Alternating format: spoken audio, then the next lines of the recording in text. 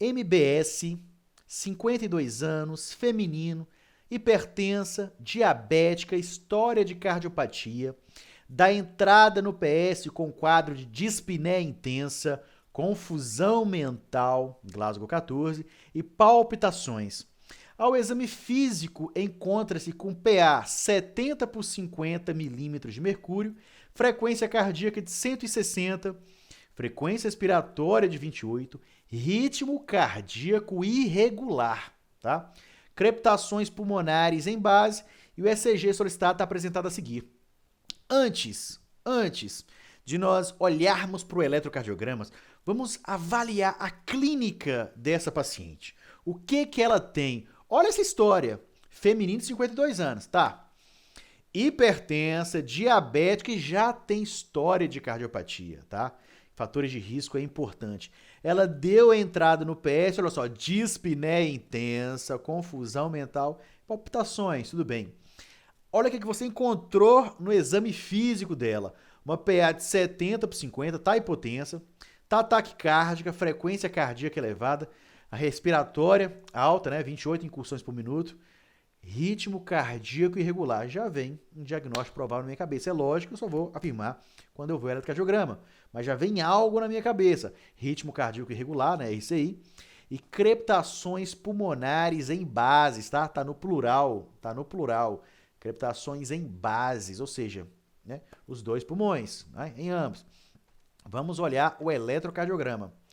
Olha o que apareceu no nosso eletrocardiograma aqui, no eletrocardiograma do nosso paciente. Deixa eu me ausentar um pouquinho aqui. Então, eu olho para esse eletrocardiograma, tento identificar a onda P, eu não estou vendo onda P, tá? Não vejo onda P, estou vendo um ritmo cardíaco irregular. Olha a diferença de distância entre uma onda R e outra onda R. RR irregular. A ausência de onda P, RR irregular, eu estou pensando em uma FA, tá? Uma fibrilação atrial, tá bom? Então, olha só, como que nós fazemos esse diagnóstico? O diagnóstico eletrocardiográfico, simples. A ausência de onda P, por que eu não tenho a ausência de onda P, tá? Presença de ondas F minúsculo, fibrilatórias e um RE irregular. Por que isso? Olha só, como que nós chegamos nessa conclusão? Primeiro, na fibrilação atrial eu não tenho onda P. Por que eu não tenho onda P? Porque o que leva à formação da onda P no eletrocardiograma é a contração atrial. Então, olha só, os átrios contraem, a contração atrial forma a onda P. Então, onda P não significa atividade sinusal, tá? Onda P significa contração atrial. Eu posso ter um foco ectópico que estimula a contração dos átrios e forma a onda P. Tudo bem?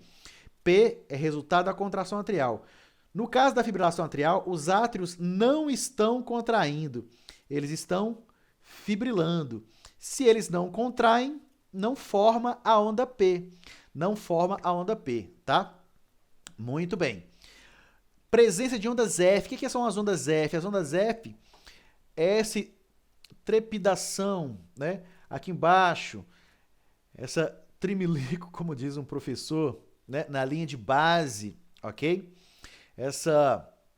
Isso significa que os átrios eles estão fibrilando, tá?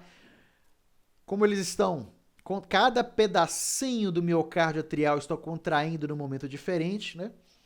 Isso aparece no eletrocardiograma como se fosse lembra uma interferência, né? São as ondas F minúsculas, tá? Ondas F fibrilatórias, ok? E os RR irregulares.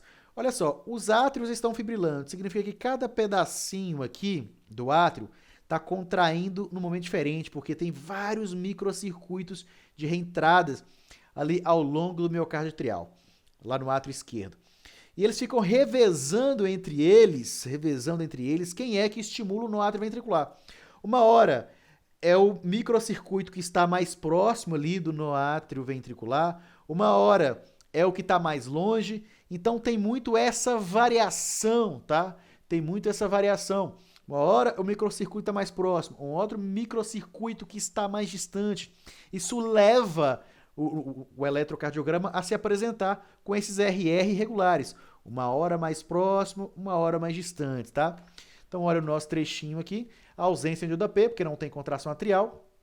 Presença de ondas F, né, fibrilatórias, ondas F minúsculos, tá? Porque os átrios estão fibrilando. E o RR irregular, uma hora mais distante, uma hora mais próximo, porque cada hora é um microcircuito que está estimulando lá o noátrio ventricular. Assim que eu fecho o diagnóstico de fibrilação atrial. Em alguns casos, nós não vamos conseguir ver realmente, de fato, essas ondas F fibrilatórias. Isso depende muito da saúde, vamos por assim dizer, do miocárdio, né? Eu posso ter essas ondas F mais grosseiras, que você vê elas bem destacadas, como essas ondas F, elas podem ficar bem simples, quase que imperceptíveis, tá? Umas ondas F mais finas, tá bom? Então, voltando aí ao nosso eletrocardiograma. Então, não tenho onda P aqui nesse eletrocardiograma. Observem que os RR são irregulares, olha só. Vai variando a distância entre os complexos QRS, né? Em algum ou outro momento eu consigo enxergar aqui a onda F fibrilatória, tá? Mas aqui é uma fibrilação, né? As ondas F finas, né? Bem fininha, tá bom? Como que eu vou tratar essa paciente? Lembra que essa paciente, a dona desse eletrocardiograma aqui, ela se apresentou confusa, com dispneia, tá? Hipotensa, crepitações em bases, tá? Tá bom? Então, como que nós decidimos o tratamento dessa paciente? A primeira pergunta a se fazer é se ela tem ou não critérios de instabilidade, porque nesse momento o algoritmo de tratamento ele se divide, tá? Nesse momento o algoritmo de tratamento ele vai se dividir. Se a paciente apresenta critérios de instabilidade e eu realmente estou atribuindo que a instabilidade hemodinâmica dessa paciente é por causa da taquiarritmia, a minha conduta será cardioversão elétrica sincronizada imediata. Por que eu estou chamando a atenção para isso? Porque muitas vezes você pode pegar uma paciente que toma EFA, por exemplo, e está instável, mas a instabilidade dela é por um outro motivo. O paciente pode estar evoluindo com choque séptico, tá? E já tem uma FA de base, naturalmente, por estar num estado de choque, né? Até por mecanismo, a tentativa de compensação, a frequência cardíaca dela vai aumentar. Então ela está instável, mas não é por causa da FA, é por causa da sepse. Não vai adiantar muito cardioverter essa paciente, tá? Ela vai continuar instável. Eu tenho que tratar o choque hemodinâmico dela baseando-se na sepse, tá? Ok? Muito bem. Agora, eu estou diante de uma paciente que se apresenta com instabilidade hemodinâmica, não tem outros critérios que justificam essa instabilidade, eu realmente estou atribuindo ataque à arritmia, então minha conduta é cardioversão elétrica sincronizada imediata, tá? Sem pensar duas vezes, dessa forma que nós vamos agir rápido, antes que essa paciente ela possa deteriorar e nós percamos nossa paciente. Tá bom? É dessa forma que nós vamos tratar, ok? Muito bem. A outra estratégia é se a paciente não... aliás, a propósito, só para facilitar quando que eu vou dizer que essa paciente está instável ou não, né?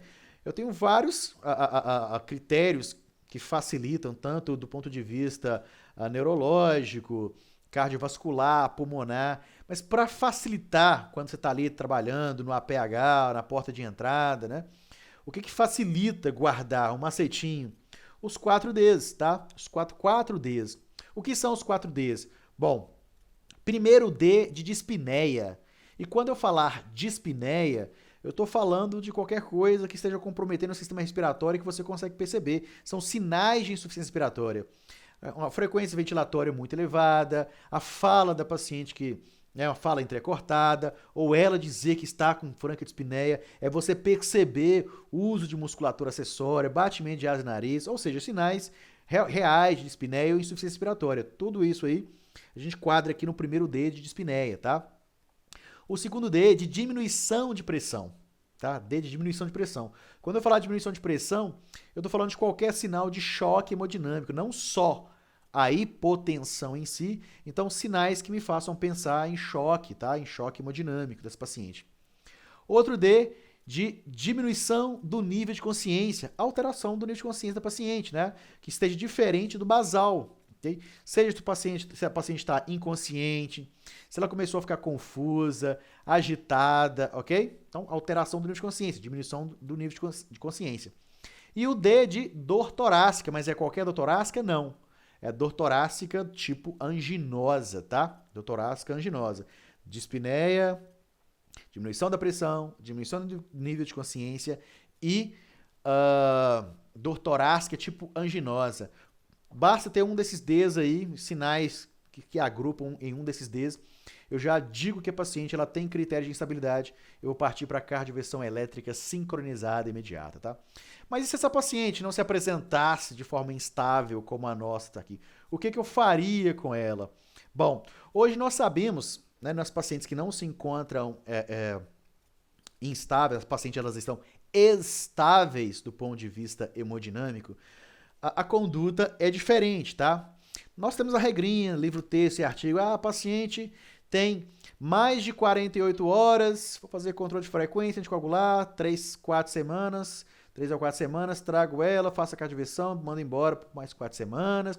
Se tem menos de 48 horas, eu já vou cardioverter logo, etc, depois anticoagular. Enfim, qual que é o problema? O problema é que às vezes é difícil você conseguir marcar realmente que essa paciente tem menos de 48 horas. Se você conseguir, realmente você tem certeza, tá fácil marcar que tem menos de 48 horas, você pode seguir essa conduta.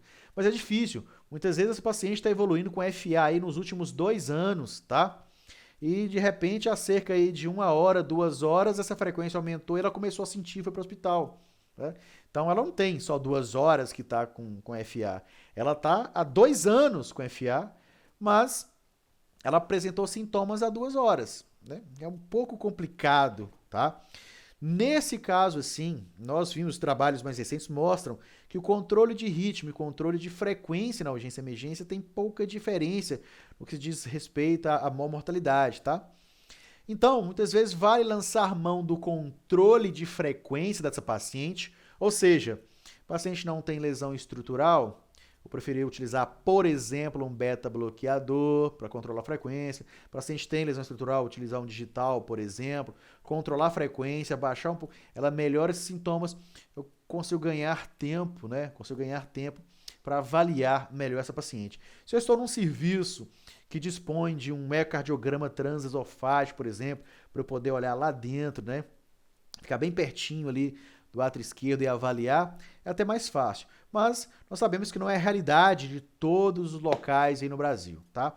Então, muitas vezes vale a pena você controlar a frequência, tá? Para num segundo momento, né, avaliar e pensar se vale a pena cardioverter essa paciente também, ok? Muito bem.